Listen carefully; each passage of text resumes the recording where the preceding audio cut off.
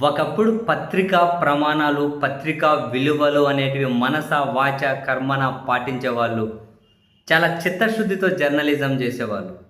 కానీ ఇప్పుడు పూర్తిగా ఆర్థిక ప్రయోజనాలు, మరే ఇతర ప్రయోజనాలను ఆశిస్తున్నారో తెలియదు గానీ, పూర్తిగా కొన్ని పార్టీలకు వత్తాసు పలికే క్రమంలో పత్రికలు, టీవీ ఛానళ్ళు విలువలనేటివి అసలు మంట పూర్తిగా కలిసిపోతూ ఉన్నాయి.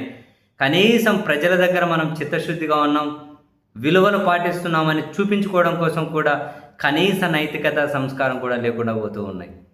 అయ్యో! నిన్న చూడండి భోగాపురం ఎయిర్‌పోర్ట్ ప్రారంభోత్సవానికి సంబంధించి తెలుగుదేశం పార్టీకి రాచగురువు పత్రిక అని చెప్పుకునే పత్రిక, ఎప్పుడో 3 ఏళ్ల కిందట చనిపోయిన వ్యక్తి ఫోటో పెట్టి, ఆయన పేరు పెట్టి, ఆయన అభిప్రాయాన్ని రాసుకుంటూ వచ్చారు.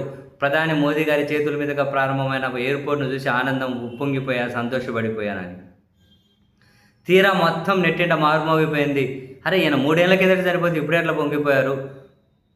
మరి ఈ పత్రికకు సంబంధించిన వాళ్ళ పెద్దలు పైన ఉంటే ఆడేమన్నా ఆయన అభిప్రాయం తీసుకొని వీళ్ళకేమైనా పంపించారా? లేకుంటే ఆత్మలతో గాని రిపోర్టింగ్ చేయిస్తున్నారని చెప్పి నెటిజన్లు పెద్ద ఎత్తున విరుచుకుపడ్డారు. ఏం జరిగింది?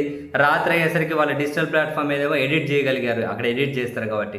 మరి క్షేత్రస్థాయిలో ఉన్న పత్రికలు మళ్ళీ అన్నీ రీకాల్ చేస్తారా? పత్రికలన్నీ వెనక్కి తీసుకోండి. వాళ్ళ డబ్బులు వాళ్ళకి ఏమైనా వెనక్కి ఇస్తారా? అట్లా కాదు కదా! అట్లా చేయలేరు కాబట్టి మరుసటి రోజు పత్రికలు ఏం చేస్తారు? పశ్చాత్తాపం వ్యక్తం చేస్తారు. పొరపాటు జరిగింది. ఆ వ్యక్తి పేరు ఇది కాదు, ఇది అని చెప్పి ఏదో కాసింత సవరణ ఏస్తారు. అదన్నా ఏసేవాళ్ళు ఇంతకుముందు. ఇప్పుడు అది కూడా లేదు. ఈరోజు ఆ పత్రిక చూస్తే కనీసం ఆ సవరణ కూడా లేదు.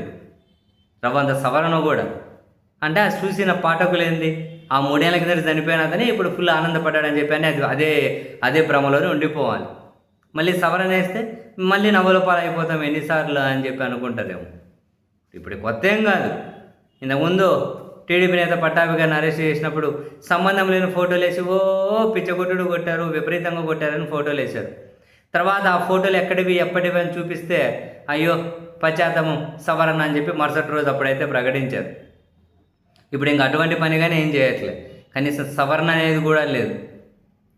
ఇంకెక్కడ పత్రికలకు నైతికత, ఇంకెక్కడ పత్రికలకు సంస్కారం? వామ్మో! నిజంగా ఎంత దారుణమయ్యా!